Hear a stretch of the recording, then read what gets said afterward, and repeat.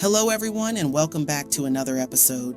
I'm your host Ava, and today's episode is a heartbreaking tale of drama, betrayal, and unimaginable violence.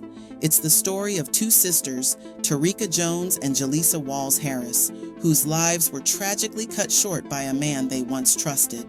This is a story that will leave you asking, why do women get with these losers? Please like and subscribe to our channel as we bring you real-life stories every week. Tareeka Jones, a 26-year-old mother of three, was a woman with dreams. She was studying to become a dental hygienist, working hard to build a better life for herself and her three children. Her sister, Jalisa Walls-Harris, was just 22, an aspiring R&B singer with a voice that could light up a room. The two were inseparable, a bond that would ultimately lead to their shared tragedy. Behind the smiles and dreams, there was a dark shadow looming. Tareeka was in an abusive relationship with Kevin Reynolds, a 30-year-old man with a history of violence and a rap sheet to match. Court documents reveal that just weeks before the murders, Kevin had beaten Tareeka, pointed a gun at her, and threatened her life when she met with him to pick up her daughter. Even though Kevin's mother told Tareeka not to call the cops, she called the police anyway and reported the incident. Kevin was arrested on March 1st, 2016, and charged with assault, theft, and carrying an illegal gun. But here's where the story takes a devastating turn. Tareeka, perhaps out of fear, hope, or love, attended Kevin's bond hearing, recanted her story, and also disputed police officers' accounts of what happened. She told the court she didn't want to pursue the charges. The judge reduced Kevin's bond from no bond to $20,000, and Tareeka herself posted $2,000 bail to get Kevin released. 6 days later, on March 7th, 2016, Kevin walked free. 6 days was all it took for everything to unravel. On the night of March 7th, Jalisa was spending time at her sister's apartment when Kevin showed up at Tareeka's apartment in Cheverly, Maryland. Neighbors heard arguing, followed by 3 gunshots. When they rushed upstairs, they found Tareeka and Jalisa lying lifeless, both shot multiple times. The unthinkable had happened. And the most haunting detail? Tareeka's youngest daughter witnessed the entire thing. The police quickly identified Kevin as the suspect, but before they could arrest him, he fled 100 miles away to Hanover County, Virginia. By 10 a.m. the next morning, Kevin was found dead with a self-inflicted gunshot wound to the head. The man who had taken 2 lives had ended his own. This story isn't just about a crime. It's about the systemic failures that allowed it to happen. Victim advocates have pointed out that Kevin should never have been released. Tareeka's decision to bail him out, while heartbreaking, is not uncommon among domestic violence survivors. Fear, shame, and the hope that things might change often keep victims trapped in cycles of abuse. It was truly heartbreaking that Jalisa lost her life because she was at the wrong place at the wrong time. She had dreams of singing on stage and sharing her voice with the world. Instead, her life was cut short by a man she likely never imagined would take it this far. It's a song I wrote yesterday. See, I know there's sometimes that I might treat you bad, and you have no idea, you cannot see the facts. And it's killing my heart that I don't treat you right. I try to save myself so we don't fuss and fight, but I know that it's been going on for too long. I hate to turn this into a sad song, and I feel that we have really just grown apart, but I love you with every inch of my heart. As we reflect on this tragedy, it's important to remember the warning signs of domestic violence. If you or someone you know is in an abusive relationship, please reach out for help. The National Domestic Violence Hotline is available 24/7 at 1-800-799-7233. No one should have to face this alone. To Tareeka and Jalisa, may your stories serve as a reminder of the urgent need for change. May your voices, though silenced, echo in the fight to protect others from similar fates. Before we sign off, remember that these aren't just stories. They're real lives, real tragedies, and real people who are forever changed by unimaginable pain. Each case we explore represents shattered families, lost dreams, and irreplaceable human connections. Until next time, know that in the darkness of these stories, compassion and understanding can be a light.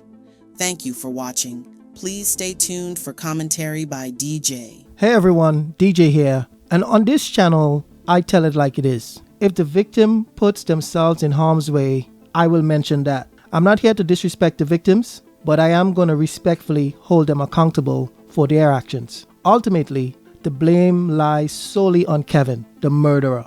But there are a lot of victims that don't use common sense. They put themselves, their children, their family members in danger by being in a relationship with criminals and violent men, and that is exactly what Tareeka did. Tareeka lied to the court and paid the bail for a man who just beat her up and threatened to kill her. She signed her own death certificate when she did that. She also signed the death certificate of her own little sister. Now I know Tareeka didn't think Kevin would go through with his threats, but I don't know why she wasn't scared of this man. If someone tells you they're going to kill you, you have to believe them. I've seen so many victims downplay getting beaten up or threatened. If it was me, you wouldn't have to tell me twice. Even the police sometimes downplay domestic violence, thinking it will go away, when they should know better because they see domestic violence situations all the time. Women usually have to jump through hoops in order to get an order of protection. And ladies, don't think that that piece of paper is going to save your life. That piece of paper is just to help you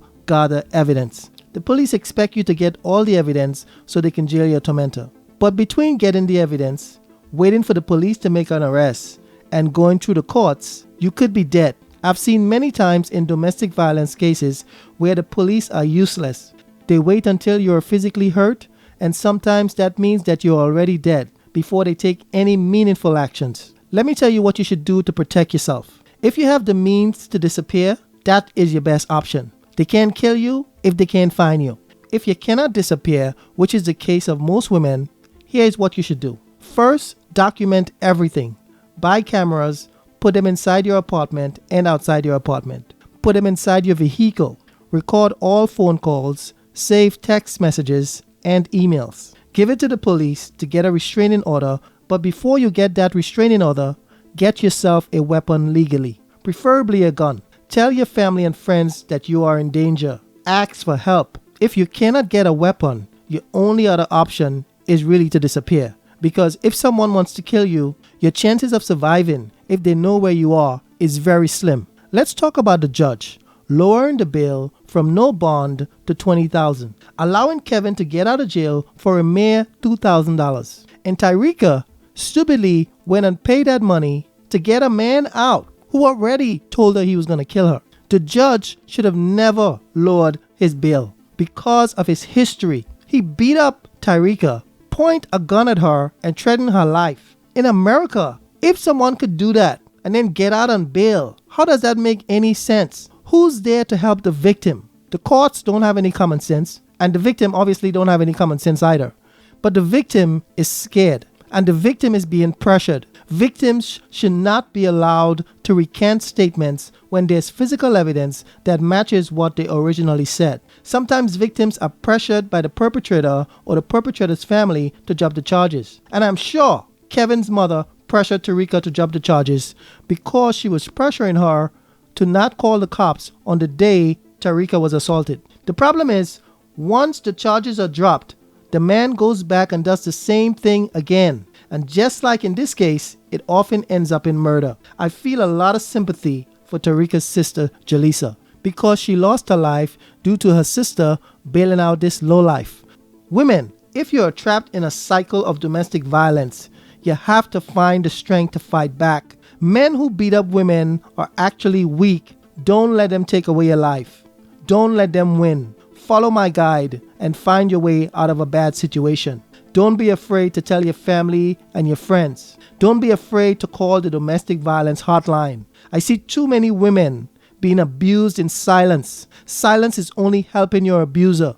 And ladies, let me tell you something. If a man could hit you or even threaten you, that man is capable of murder.